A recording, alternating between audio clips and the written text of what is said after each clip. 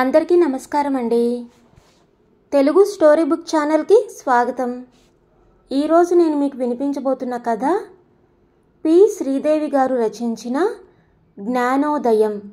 కథను చివరి వరకు వినండి. నచ్చితే లైక్ చేయండి. కొత్తగా మన ఛానల్ని చూస్తున్నట్లయితే గనక సబ్స్క్రైబ్ చేసుకోవడం అస్సలు మర్చిపోవద్దు. మరిక కథలోకి వెళ్ళిపోదామా?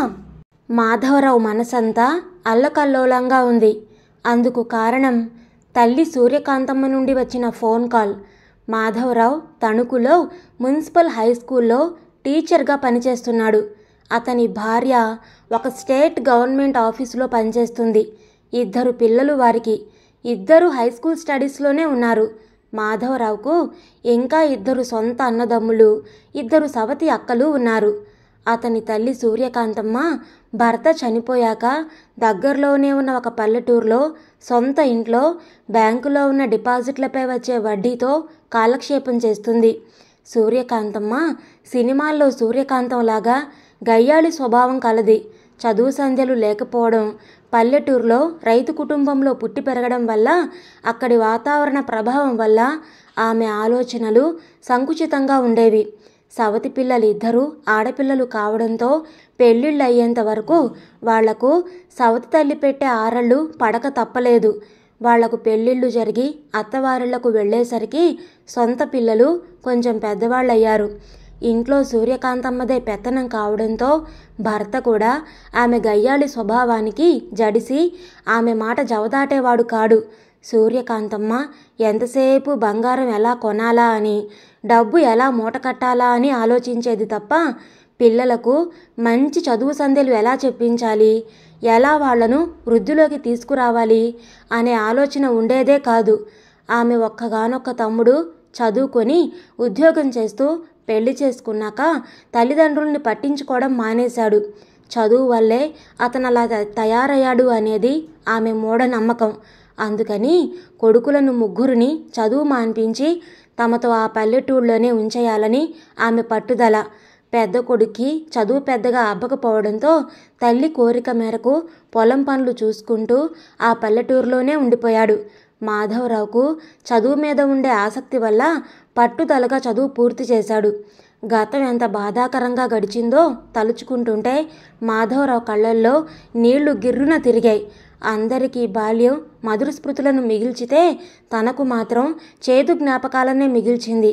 తన అభివృద్ధికి సహకరించాల్సిన తల్లి అడుగడుగునా తన చదువుకి ఆటంకం కలిగిస్తూ ఉండేది. ఏనాడు తన కష్టసుఖాలను గుర్తించి పట్టించుకోలేదు. ఒకే ఊళ్ళో ఉన్న తమ మధ్య సత్సంబంధాలను లేకుండా చేసింది. అటువంటి తల్లి ఇప్పుడు తనకు ఆరోగ్యం సరిగ్గా లేదని, తన దగ్గరకు వస్తానని, హాస్పిటల్లో చూపించమని ఫోన్ చేసింది. మాధవరావు ఆమె మాటలకు క్లుప్తంగా జవాబు చెప్పి స్కూల్ అయిపోగానే ఇంటికొచ్చాడు. తలుపు తీసి భార్య ఇచ్చిన మంచినీళ్లు తాగి కుర్చీలో కూర్చుంటూ, మా అమ్మకు ఆరోగ్యం బాగలేదట, ఇక్కడికి వస్తుందిట, హాస్పిటల్లో చూయించమని అడిగింది అన్నాడు భార్య విజయతో. భర్త మాటలు విన్న విజయ మొహం అప్రసన్నంగా మారిపోయింది. ఎందుకుట? ఆవిడకి మనం పనికిరాం కదా అంది చిరాగ్గా మొహం పెట్టి. ఏంటా మాటలు? ఎంతైనా కన్న తల్లి కదా, నువ్వే చెప్తుంటావు కదా చూడాలని అన్నాడు భార్యను అనునయిస్తున్నట్లుగా. అవుననుకోండి, ఆవిడెప్పుడు రమ్మన్నా రారు కదా అందామె. పోనీ ఇప్పుడు వస్తోంది కదా, ఆవిడ ఇదివరకు ఎలాగైనా ఉండని, మనం కూడా ఆవిడలా ప్రవర్తిస్తే ఆవిడకు మనకు తేడా ఏంటి అన్నాడు మాధవరావు. విజయ్ ఇంకేమీ మాట్లాడకుండా ఏదో పనుందన్నట్లు అక్కడి నుండి వెళ్ళిపోయి వంట టైం కావడంతో వంట మొదలుపెట్టింది. వంట చేస్తున్నదే కానీ విజయ మనసు పెళ్ళైన దగ్గర నుండి అత్తగారు తనను భర్తను చూసిన తీరు గురించే ఆలోచిస్తుంది. ఆవిడ కన్న కొడుకును కూడా ఏనాడు ఆదరించి భోజనం పెట్టలేదు. తను పుట్టింటికి వెళితే భర్త వంట చేసుకొని తినేవాడు. తన కన్న పిల్లల్ని కూడా మనవలనే మమకారంతో ఏనాడూ చేరదీయలేదు. భర్త తను 2 జాబ్ చేసుకొని పిల్లల్ని చూసుకొని అవస్థపడేవారు. మామగారు ఉన్నంతకాలం ఆయన్ని కూడా పిల్లల్ని పలకరించి చేరదీయనిచ్చేది కాదు. అసలు అటువంటి మనిషిని ఎందుకు చూడాలి? లోకం కోసం భర్తను కన్నతల్లి అని తప్ప అనుకుంది విజయ. మర్నాడు ఉదయం భర్తను పిల్లలను స్కూల్కి పంపించి తాను ఆఫీస్కి సెలవు పెట్టి పని చేసుకుంటూ ఉంటే అత్తగారు సూర్యకాంతమ్మ రిక్షా దిగింది స్థూలకాయాన్ని మోస్తూ. విజయ మనసులో విసుక్కున్నా గాని పైకి మర్యాదగానే ఆహ్వానించి మంచినీళ్ళు కాఫీ తాగడం అయ్యాక ఎలా ఉంటోందండి ఒంట్లో అడిగింది తప్పదన్నట్లుగా. ఏం బాగోటం లేదమ్మాయి, ఏదో 4 రోజులుండి హాస్పిటల్లో చూయించుకుందామని వచ్చాను అంది ఆయాసపడుతూ. వాడు పిల్లలు స్కూల్కి వెళ్ళారా అని అడిగింది. అవును, ఇప్పటి వరకు చూసి ఇప్పుడే వెళ్ళారు అని ఆవిడకు భోజనం పెట్టి పెరట్లో బట్టలు తీయడానికి వెళ్ళింది. సూర్యకాంతమ్మ ఇంతకాలం చిన్న కొడుక్కి దూరంగా ఉండి అతన్ని ఆదరించకపోయినా గాని అతని దగ్గరకు వచ్చి వైద్యం చేయించుకోవాలి అని అనుకోవడానికి కారణం మిగిలిన 2 కొడుకులు వారి భార్యల ప్రవర్తనే.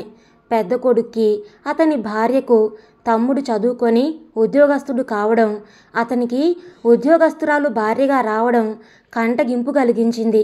తాము ఈ మట్టి పనులు చూసుకుంటూ ఈ పల్లెటూళ్ళలోనే పడుండి ఎల్లకాలం తల్లిని తామే చూడాలా అని అనుకున్నాడు. అతను అతని భార్య, దానికి తోడు తోటికోడల్ని చూసి ఈర్ష్యపడే అతని భార్య అత్తగారి మాటను లెక్క చేసేది కాదు. ఇక 3వ కొడుకు కోడలి పద్ధతి కూడా ఇంచుమించు ఈ రకంగానే ఉండేది.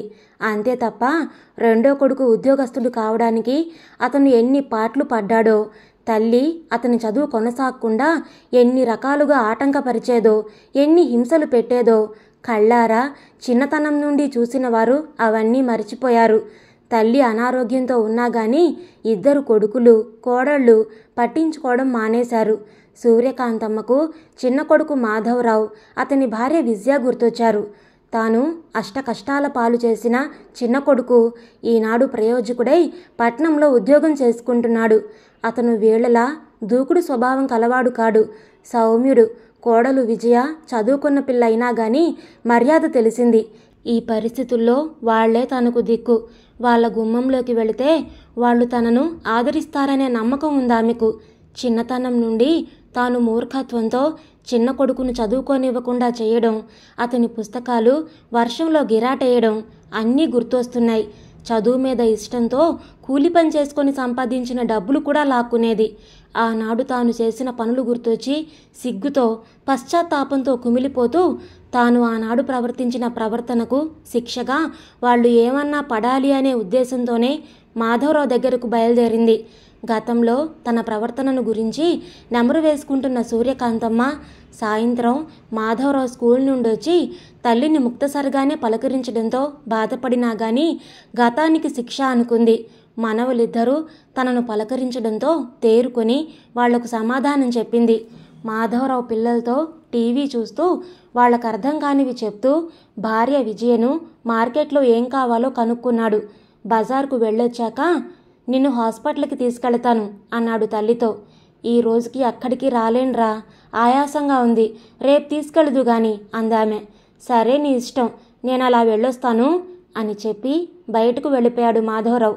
పిల్లలిద్దరూ హోంవర్క్ పూర్తి చేసి నానమ్మ దగ్గరకు వచ్చి కబుర్లు చెప్తూ ఉంటే సూర్యకాంతమ్మకు విపరీతమైన దగ్గు వచ్చింది. మాధవరావు కూతురు భార్గవి దగ్గు బాగా వస్తోందా నానమ్మ అని గుండెలు రాస్తూ సిరప్ ఇవ్వనా అంది అమాయకంగా. మాధవరావు కొడుకు రాజు మంచినీళ్ళు తీసుకురానా నానమ్మ అంటూ కిచెన్లోకి పరిగెత్తుకెళ్ళి మంచినీళ్లు తెచ్చి తాగించాడు. పిల్లలిద్దరూ తన మీద చూపిస్తున్న శ్రద్ధకు ప్రేమకు సూర్యకాంతమ్మ కళ్ళు నీళ్లతో నిండిపోయాయి. తాను మనవలని ఏనాడు ప్రేమతో చేరదీయలేదు, చిన్నతనంలో కూడా ముద్దుగా చూడలేదు.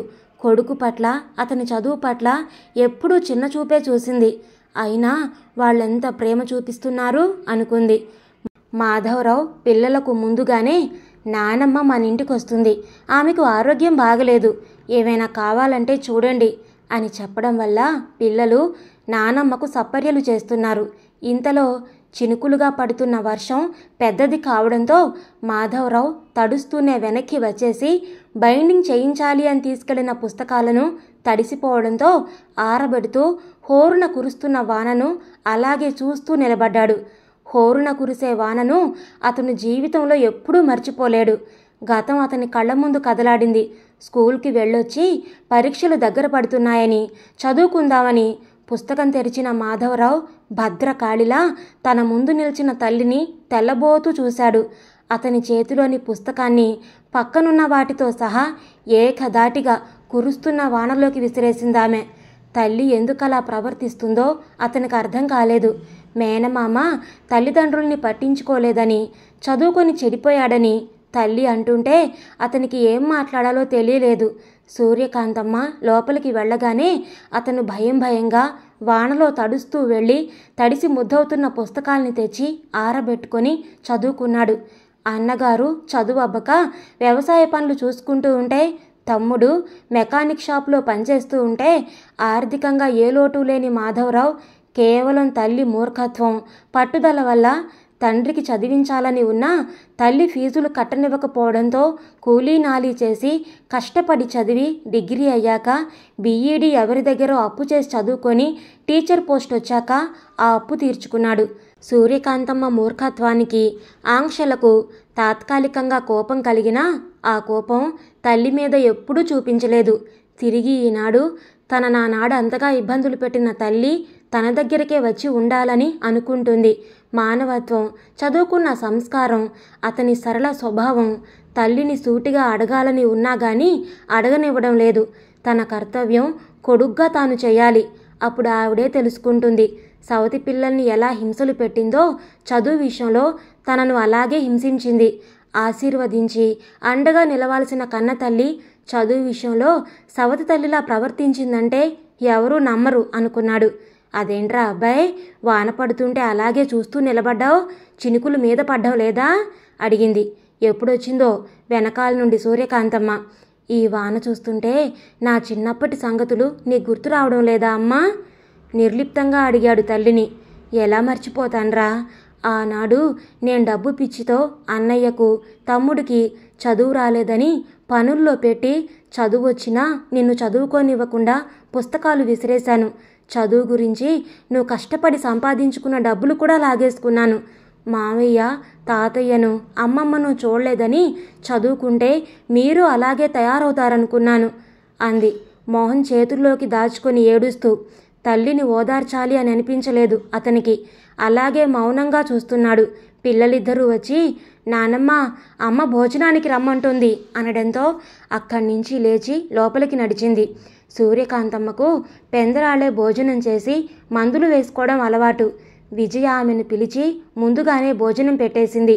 భోజనం చేసి లేవబోతున్న సూర్యకాంతమ్మ ఒళ్ళు తూలి ముందుకు పడబోతూ ఉంటే అక్కడే ఉన్న విజయ అప్రయత్నంగానే ఆమెను గబుక్కున పట్టుకుంది.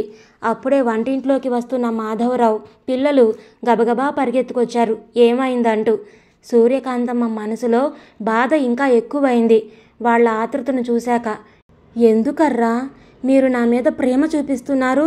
మీలో ఎవ్వరిని నేను ఇన్నేళ్లలోనూ ఏనాడు ఆదరించలేదు. మనవలను ప్రేమగా చూడలేదు. కన్న కొడుకును కూడా నా మూర్ఖత్వంతో హింసించాను. ప్రేమ చూపిస్తారనుకున్న వాళ్లకు నేను పనికి రాకుండా పోయాను. ఇంతకాలం నేను చాలా తప్పు చేశాను. నన్ను ఆ దేవుడు క్షమించడు అంటూ బోరున ఏడుస్తూ ఉంటే ఏదో మాట్లాడబోతున్న విజయను వారించాడు మాధవరావు. వర్షించిన మేఘం తేలిక పడినట్లుగా పశ్చాత్తాపంతో నిండిన సూర్యకాంతమ్మ మనసులోని బాధంతా తీరి అప్పుడు జ్ఞానోదయం అయినట్లుగా ఉండిపోయింది. ఇదండి ఈరోజు కథ. మీకు నచ్చిందా? నచ్చితే లైక్ చేయండి, షేర్ చేయండి. అలాగే మీ విలువైన అభిప్రాయాలను కామెంట్స్లో తప్పకుండా తెలియచేయండి. ఇంత మంచి కథను మనకు అందించిన పి శ్రీదేవి గారికి మనందరి తరపు నుంచి ధన్యవాదాలు తెలియచేసుకుంటున్నానండి. ఇలాంటి మరెన్నో మంచి మంచి కథలు వినడానికి కొత్త వాళ్ళు మన ఛానల్ని తప్పకుండా సబ్స్క్రైబ్ చేసుకోండి. మరొక మంచి కథతో మళ్ళీ కలుద్దాం. అప్పటి వరకు ఉంటానండి.